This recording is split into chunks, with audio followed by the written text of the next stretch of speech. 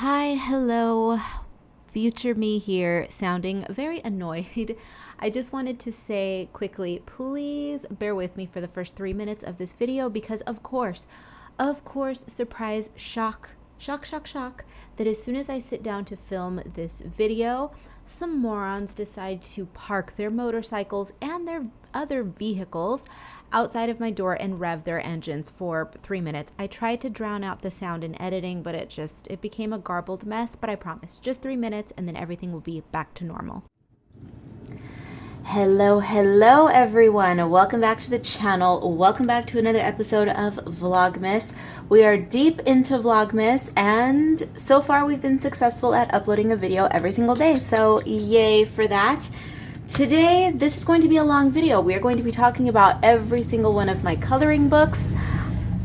I believe I have all of them in chronological order, give or take one or two of them, but we are going to talk about every single one of them. So go grab a snack and or a drink. I've got both. I have water and, of course, you know, we've got to have the iced coffee. I've been getting into the habit of serving my iced coffee in a coupe glass. A coupe glass is it's an old cocktail style of glass, but this particular shape of coupe glass is incredibly Art Deco, 1920s, 1930s, that whole deal, and it's such an experience. You know I love Art Deco, you know I love doing the most. Why not sip my iced coffee from a fancy cocktail glass? All right, so let's get on into this. First and foremost, we are going to begin with Spooky Sweets. I already enjoy this video. Can you hear it in my voice? I've got a big old goofy smile on because this is going to be a fun video. It's a history lesson. It's a look back at my history of being a coloring book creator. All right, so Spooky Sweets, the one that started it all. This one, as you all know, started because this is what got the ball rolling with the coloring books. And the reason that she even came about is because I was toying with the idea of purchasing an adult coloring book for myself to color in. However, everything that was at the store that I was looking at, while incredibly beautiful, was way too detailed and just too perfect and not my thing. So I said, you know what? I'm going to do it myself. I'm going to create something that I want that's going to be sketchy, wonky, whimsical, fun, and easy, not stressful. And that's how Spooky Sweets came about. The very first one. Blame her for everything that I am today in terms of being a coloring book creator. The follow-up to Spooky Sweets was, of course, Dark Garden. Now this one is very much in keeping with the same style of line work, very thin, scratchy, sketchy lines. But the themes in this one, it's a bit darker, a bit more adult, if you will, because it's all about deadly and toxic plants. Did I tell you what the theme of Spooky Sweets was? This one was just spooky sweets. Candy, pastries, desserts, all with a spooky, gothy twist. This is all poisonous, toxic, deadly plants. Next up is Desert Muse. When I created this book, I had kind of recently moved out to the desert and I was deep in the grip of falling in love with the desert. Now, I fell in love with the desert immediately when I came out here, but it got into my soul and it wouldn't let go, and it still won't let go. And this was the product of my being bright-eyed and bushy-tailed, moving to the desert and just experiencing the magic that was the desert. Sat down when did I start illustrating this? I can't remember if I started illustrating this in the spring or in the summertime, but this one was illustrated very quickly, and she's just fun. She's a reflection of the way I was feeling at the time. So in love with the desert. It's a desert-themed book. What else is there to say?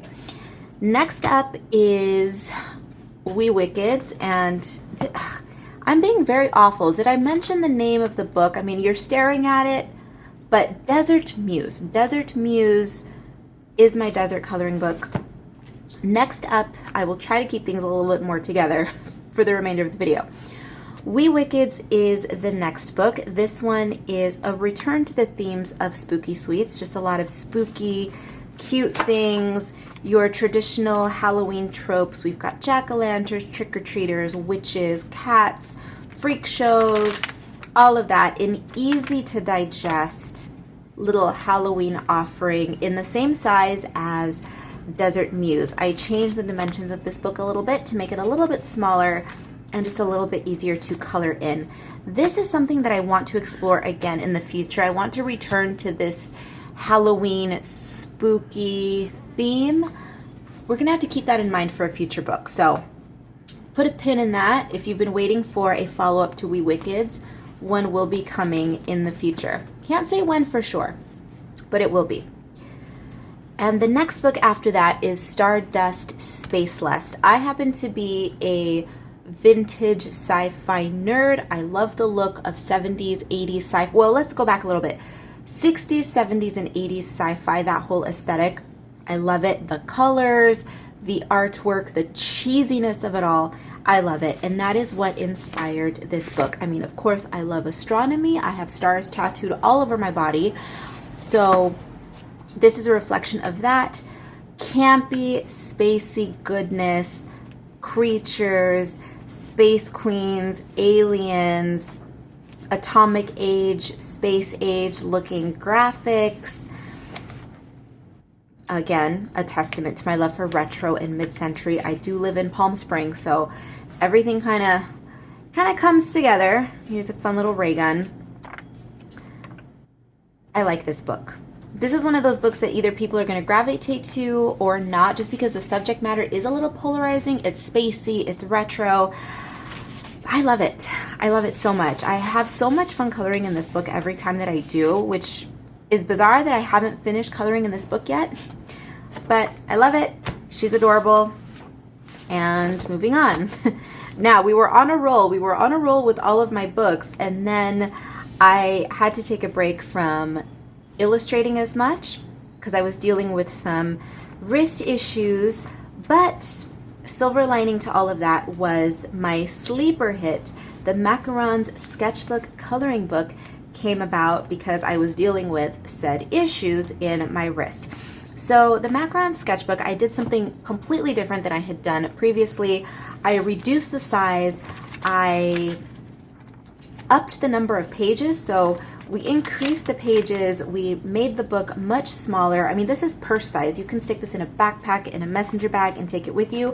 A fun travel partner, and where Spooky Sweets was supposed to be completely stress-free, I took the idea of that and I made this book even less of a traditional coloring book, because this book was basically created from my being in a very stressful, frustrating situation.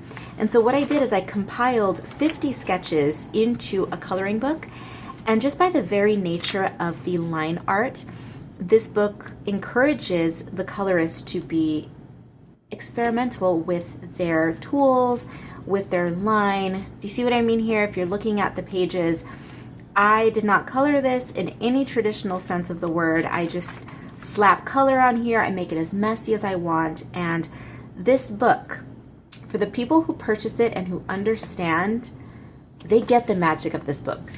It pushes those who are timid about getting experimental into experimenting further.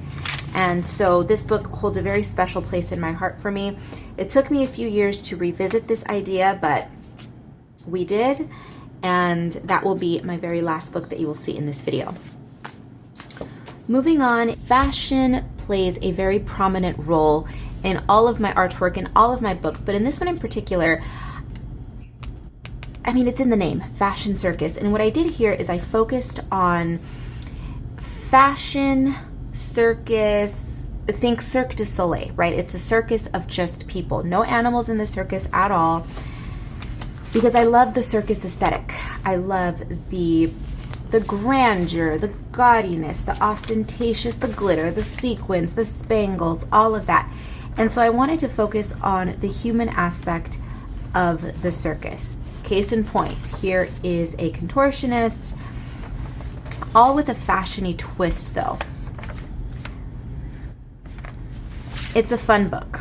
Lots of clowns in this book, so I have a feeling that this is a very polarizing book because of that. I will never understand this weird aversion that people have to clowns. I don't get it. I think it's popular to hate clowns, so that's why people hate them. I don't know. I think it's silly. I love clowns. I think they're adorable. They're just fun to look at. I mean, look at me. I am a clown. I'm a glittery clown myself. So I very much enjoy this book. Fashion, funky clothes, funky hair, people doing funky things. It's great. It's a fun one. I enjoy it. Next is Spooklets Volume 1. This one is, of course, just a whole lot of what I do all the time. Cute, spooky girls, lots of skulls, just very sweet, big-headed, big-eyed cuteness. Not much more to say. When you think about my artwork, this is probably what you think of when you think Karla, right? Cute fashion, a little bit of sassy sass thrown in for spice. You know, it's what I do. It's gothy but feminine, cute. Look how sweet this one is. This page right here actually inspired Spooklets Volume 2, which we will talk about a little bit later. So remember this one. It's a little vampire sharing a cup of blood with her little bat friend.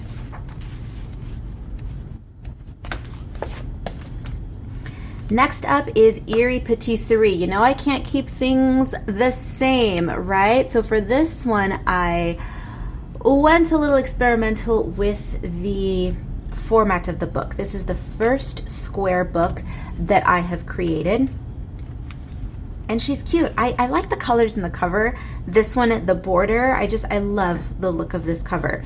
Eerie Patisserie is all about, well, it's in the cover, spooky bakery. Basically, it is a throwback once again to spooky sweets and everything that I love so much. Spookiness, sweets. The difference being in this one that I focused a little bit more on giving desserts fully rendered pages. So we have some classic desserts here: strawberry cheesecake, donuts. This book was fun. This is, I think, one of my most detailed books to date. Not over the top, because you do have some pages that are simpler than others, but this donut page in particular is an example of just a whole lot going on in a page. And then we have simpler pages like that one. This one is super cute, the bloody vampire strawberry cake. Just an adorable book overall. Lots of sass, lots of sugar, you know. It's what I do.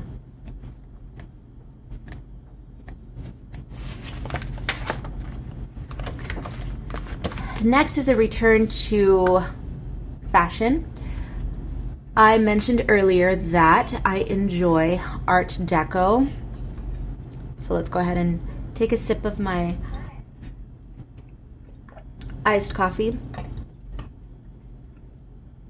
The 70s and the 80s, that's my sweet spot. Art Deco, the Art Deco revival that happened in the 70s, if you could mix the 20s and the 30s, 1925 to 1935, 1975 to 1985, those 20 years, those 2 decades would be stylistically everything that I love. And I tried to blend a little of all of that into this book.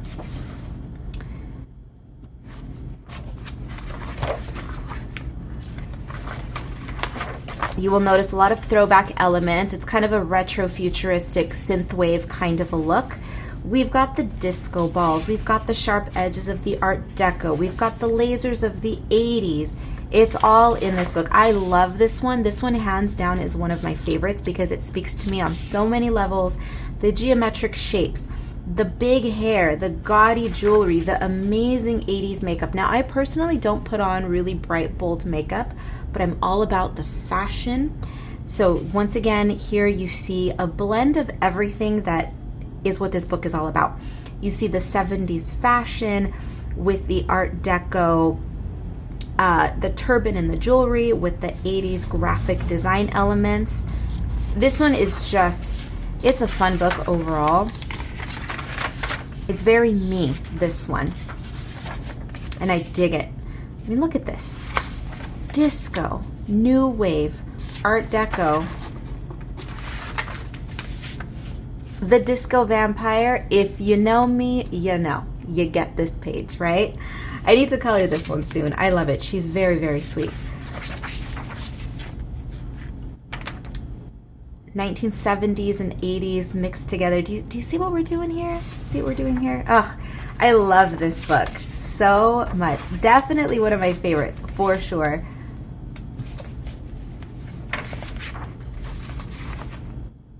How cool. How cool are these? All right, I need to stop tooting my own horn, right? Let's move on. Okay, I love it. I even love the back. I love it. All right.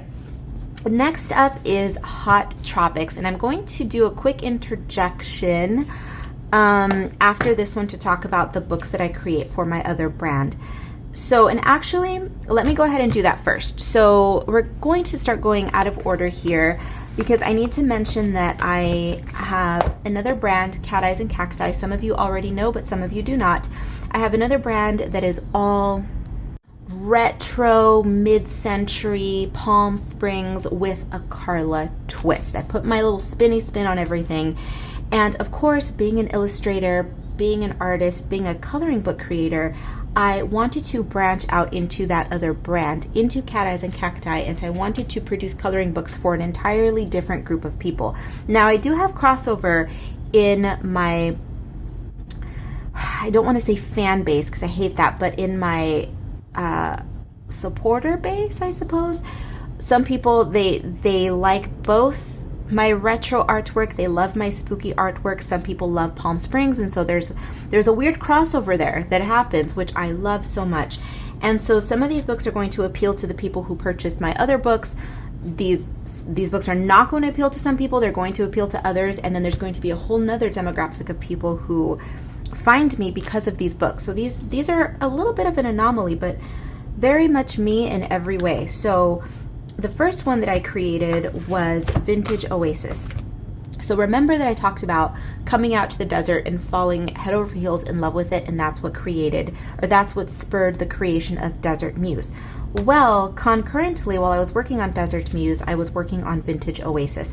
And this is a incredibly whimsical, super wonky line work, sketchbook look. It's super, super sketchy.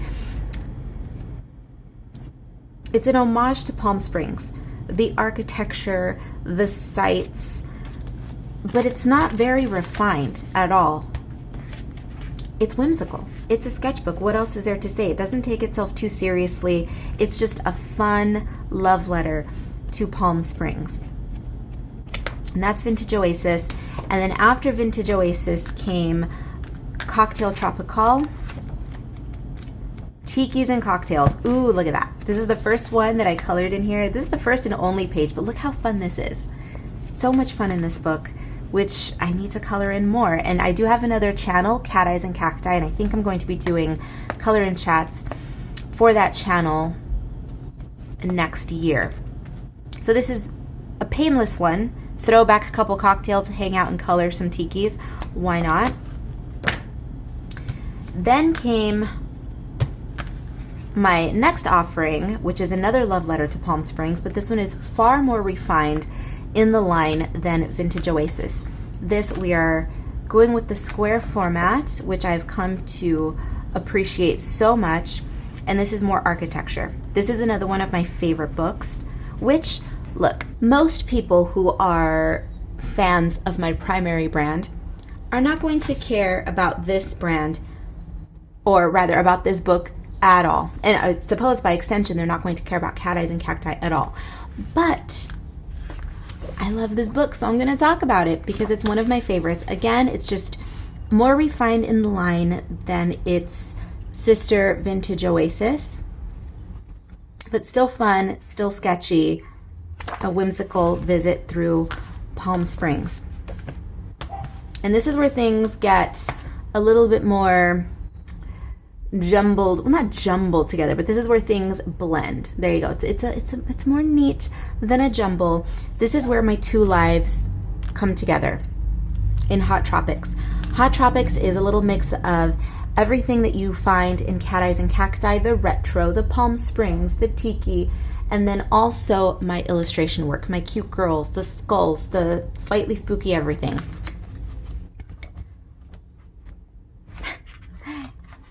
I also, by the way, in all of my books, put a little illustration of myself in there. Here I am. This is very much me during the summer in Palm Springs. Sunglasses, hat, tiki drink, can't be bothered, right? So this one is fun. Another easily digestible book, not very stressful at all. You can make this book as complicated as you want. Some people take my pages and they throw on full backgrounds. Incredible. You guys are magical. Other people just slap some color on here and leave it as it is. That's the beauty of my books. I design them in such a way that they are open to interpretation. You can leave them as is, or you can add as much detail in the background, whatever you're in the mood for. This one happens to be, it's quite simple in the coloring, but she's one of my favorite colored pages ever. I quite enjoy this one. The colors, just everything. Very cute.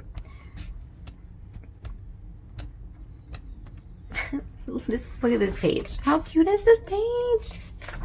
Just a sweet book. Next is Belle Pipistrelle, which is Spooklets Volume 2. I purposely left it off of the cover just because I didn't want to clog up the cover, but it's on the back, Spooklets Volume 2, and also I told you on the title page. Now remember what I said about that vampire girl inspiring this book. Here you go. Direct inspiration from that very first Spooklets coloring book. And this one, as you all know, I'm obsessed with bats. I have bats out here in the desert that I walk with on a daily basis. And they're just adorable.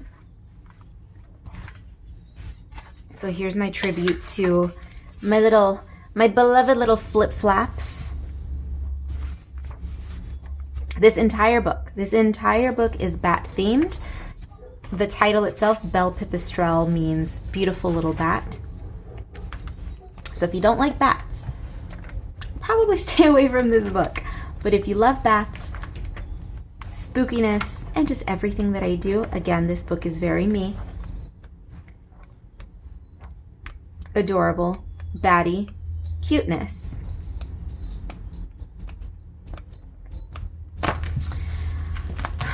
And this is where we are going to insert a cut because we are waiting ever so impatiently for Spooklets sketchbook. So when that gets here, we'll talk about it and finish up this video. All right, so here we are several days later and 2 nail polish changes later. But we are finishing up this video. Now we are going to be talking about my latest release, which is Spooklets sketchbook.